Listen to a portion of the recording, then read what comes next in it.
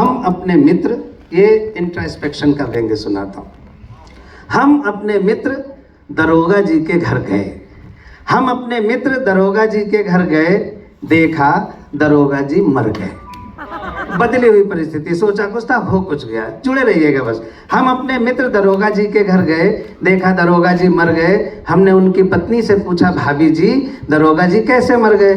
क्या रस्सी से लटक कर आत्महत्या कर गए, या फिर कोई जहर पिया था, अथवा कोई एसिड लिया, या फिर कोई जहरीला पाउडर फाँका था? कोई एसिड लिया था या फिर कोई जहरीला पाउडर फाँका था? वो बोली, भाई साहब ना ही ये रस्सी से लटक कर मरे हैं, ना ही कोई जहर पिया था, ना ही कोई एसिड लिया था, ना ही कोई जहरीला पाउडर फाँका था, लेकिन लाख मना करने के बावजूद कल शाम अपने गिरेबान में झांका था। बहुत अच्छे। एक अंतिम झड़का और फिर एक बहुत छोटी सी कविता, मुझे समय का पूरा ख्याल है, आराम से सुनाइए, कोई दिक्कत नहीं। मुंबई है, ये बीच बीच में रुक जाता है, खत्म हो सकता है। मुंबई जो है वो दिल्ली की तरफ बहुत भागता है, यानी जो फिल्म के लोग हैं वो पॉलिटिक्स में आना चाहते हैं। दिलीप कुमार से शुरू करते हुए, सुनील दत्त से होते हुए निरहुआ तक आ जाइए, आखिर क्यों आना चाहते हैं? तो हमने उससे पूछा, एक फिल्म के कलाकार से। जुड़िएगा, फिर व्यंग्य की भाषा बोलूँगा। ये साउंड वाले देख लें, इसकी बैटरी खत्म हो गई हो तो बदल दें बेटा। हेलो हेलो, हाँ ये आवाज़ आ रही है आप तक? आ रही तो थोड़ी ताली बजा दीजिए, मैं समझ जाऊँगा कहाँ तक। बस बस ठीक है, बहुत है। हम लखनऊ के आदमी, कई बार हार्ट अटैक हो चुका ज़्यादा तालियों में। नहीं, भगवान कसम, झूठ आज तक बोला ही नहीं है, कभी नहीं झूठ बोला, आज तक बोला ही नहीं झूठ। तो उस फिल्म के कलाकार से मैंने पूछा, अगर इस विषय पर प्रवीण भाई पहली बार लिखा है, विष्णु भैया सुनिएगा। फिल्मों से राजनीति में आए एक सुप्रसिद्ध एक्टर से हमने पूछा, फिल्मों से राजनीति में आए एक सुप्रसिद्ध एक्टर से हमने पूछा, महोदय एक प्रश्न मेरी समझ में नहीं आया, महोदय एक प्रश्न मेरी समझ में नहीं आया, आखिर आपने फिल्में छोड़कर राजनीति को क्यों अपनाया? शंभू सुनना, आखिर आपने फिल्में छोड़कर राजनीति को क्यों अपनाया? इस पर वो बोले, अस्थाना जी किसी एक्टर का फिर क्यों, लग्जरी है, खूब खूब पैसा है, फैन फॉलोइंग है, फॉरेन टूर्स है, सब कुछ है, फिर क्यों पॉलिटिक्स में आ रहे हो? आखिर आपने फिल्में छोड़कर राजनीति को क्यों अपनाया? इस पर वो बोले, अस्थाना जी किसी एक्टर का फिल्में छोड़कर राजनीति में आने का सिर्फ और सिर्फ एक ही कारण है। अब उस कारण पर आप पढ़े लिखे विद्वान लोग व्यंग्य के सम्मान में ताली बजाइएगा। किसी एक्टर का फिल्में छोड़कर राजनीति में आने का सिर्फ और सिर्फ एक ही कारण है कि राजनीति एक्टिंग का सीधा प्रसारण है। वाह, थैंक यू, बहुत बहुत धन्यवाद। बहुत अच्छा। वो एक कविता सुना देता हूँ जिसके लिए मुझे प्रवीण भाई ने कहा है, मेरी दाढ़ी का जिक्र किया कि मैं फ्रेंच कट रखता हूँ, आदि बना ली, साली खुश हो गई, पत्नी भी खुश हो गई। ऐसा नहीं है, मेरी साली हमेशा मुझसे खुश रहती है क्योंकि मेरी पत्नी हमेशा मुझसे नाराज रहती है।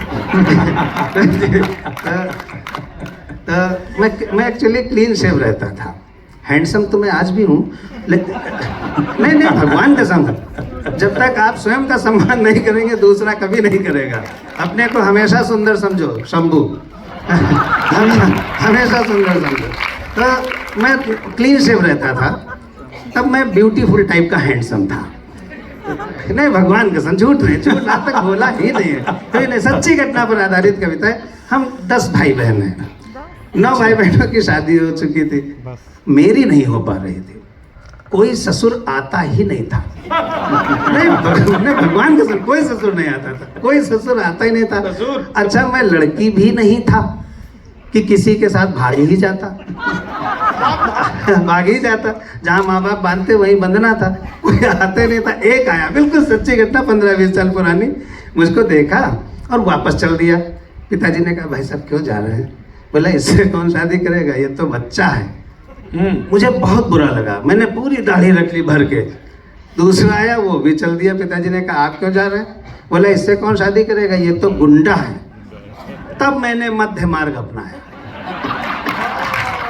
तब मैंने मध्य मार्ग अपनाया, फिर भी कोई प्रपोजल नहीं आया। एक दिन लखनऊ में कवि सम्मेलन था, तब शंभू और गजेंद्र और पद्मिनी वगैरह कवि सम्मेलन में नहीं थे। प्रवीण जी और विष्णु भैया आए हुए थे दोपहर के खाने, बिल्कुल सच्ची घटना है, एकदम सच्ची घटना। तो बैठे ड्राइंग रूम में, पिताजी मुँह लटकाए बैठे हुए। तो विष्णु जी ने कहा, चाचा जी आप इतना दुखी क्यों हैं? पिताजी बोले, किसी तरह सर्वेश की भी शादी हो जाती तो हम गंगा नहा लेते। अच्छा, हमारे यहाँ उत्तर भारत में कोई अच्छा या बुरा काम कंप्लीट होता है तो गंगा नहाई जाती है। मैं ये नहीं समझ पा रहा था अध्यापक बंधुओं कि मेरे पिताजी मेरी शादी को अच्छा काम समझ रहे हैं कि बुरा काम समझ रहे हैं। तो प्रवीण हमसे छोटे हैं तो मुखर हैं, बोले ताऊ जी ऐसा कीजिए, सर्वेश भैया के एक मैट्रिमोनियल विज्ञापन निकलवा दीजिए, वैवाहिक विज्ञापन, हो सकता कोई फंस जाए। नहीं, भगवान कसम सच्चा, झूठ नहीं, बिल्कुल झूठ नहीं। तो मेरा मैट्रिमोनियल विज्ञापन निकलवाया गया, उसमें मेरी उम्र 28 साल छपनी चाहिए थी, 28 साल छपनी चाहिए थी, लेकिन वो गलती से 82 साल छप गई, 2882 छप गया। संजना सुनना, प्रवीण की पत्नी संजना जी भी है, तारुल भी, उनकी बहन भी बैठी है, वो संभल के सुनाना पड़ेगा। तो नहीं सही, घर के लोग बैठे होते तो डर बहुत लगता है। कोई हस्बैंड उसकी पत्नी क्लास में पीछे बैठ जाए, चाहे जितना बड़ा स्कॉलर हो, गलत ही पढ़ाएगा। तो वो तो ये इस हलवाई को मैं बधाई देता हूँ। हलवाई इसलिए कह रहा हूँ कि पहली जलेबी गजेंद्र थे और भट्टी आप लोग थे, आप पे डाला इन्होंने। ये बात मैंने नहीं कही है, ये आदरणीय विष्णु सक्सेना जी ने कही थी। बहुत अच्छे। तो खैर उस पर जल्दी से कविता सुनाता हूँ। तो बोले कि कोई पार्टी फंस जाए, 82 साल छप गया। ये लोग बैठे हुए थे तो बताया कि भाई मैट्रिमोनियल निकलवा दो, छप गया 82 साल। मेरे पिताजी बैठे थे, उनकी उम्र 80 साल थी, बिल्कुल भगवान कसम सच्ची घटना है। हमने उनसे मन ही मन पूछा, जोर से तो हम लोग पूछ नहीं सकते अपने बाप से, हम आजकल के बच्चे होते तो बाप के सर पे चढ़ जाते, लेकिन हम लोग पुराने टाइम के बच्चे, बाप के सामने मुंह नहीं खोलता था। मन ही मन पूछा, पिताजी ये विज्ञापन आपने मेरे लिए निकलवाया कि अपने लिए निकलवाया है? वहीं से कविता बनी थी, थोड़ी सी ताली बजाई, मैं शुरू करता हूँ जल्दी। बहुत अच्छा है सर्वेश, जल्दी से। वाह वाह। पिताजी को हमारी शादी का ख्याल आया, इसलिए उन्होंने हमारा वैवाहिक विज्ञापन निकलवाया, लेकिन अखबार ने मेरे बारे में पता नहीं क्या नापा, मेरा वर्णन खरीद बिक्री वाले कॉलम में छापा। लेकिन अखबार ने मेरे बारे में पता नहीं क्या नापा, मेरा वर्णन खरीद बिक्री वाले कॉलम में छापा। शायद अखबार मेरे अस्तित्व के मामले में कुछ धोखा खा गया। 20 साल पहले कैसा रहूँगा, अस्तित्व के मामले में धोखा खा गया, इसीलिए तो मेरा वर्णन निविदा सूचना के बिकाऊ माल में आ गया। वाह। निविदा सूचना को हिंदी में टेंडर नोटिस कहते हैं। नहीं, हिंदी में जो समझ में आ जाए वही हिंदी। तो बहुत अच्छा। अखबार ने मेरे बारे में पता नहीं क्या नापा, मेरा वर्णन खरीद बिक्री और कॉलम में छापा। शायद अखबार मेरे अस्तित्व के मामले में कुछ धोखा खा गया, इसीलिए मेरा वर्णन निविदा सूचना के बिकाऊ माल में आ गया। अब मुझे खरीदने के लिए निविदाएं आने लगी, अब मुझे खरीदने के लिए निविदाएं आने लगी, यानी टेंडर्स। अब मुझे खरीदने के लिए निविदाएं आने लगी, अपने अपने जोर आजमाने लगी। एक में था, माल कितना पुराना है। जो खरीदते उसकी जान की मुस्कुराहट को ठाके में तालियां बोलिए, आनंद लीजिए। तो अब मुझे खरीदने के लिए निविदाएं आने लगी। एक में था, माल कितना पुराना है। दूसरे में था, क्या जहां है जैसा है वहीं से उठाना है। Where it is as it is, where it is as it is. दूसरे में था, क्या जहां है जैसा है वहीं से उठाना है। तीसरा पूछ रहा था, मशीनरी की क्या कंडीशन है।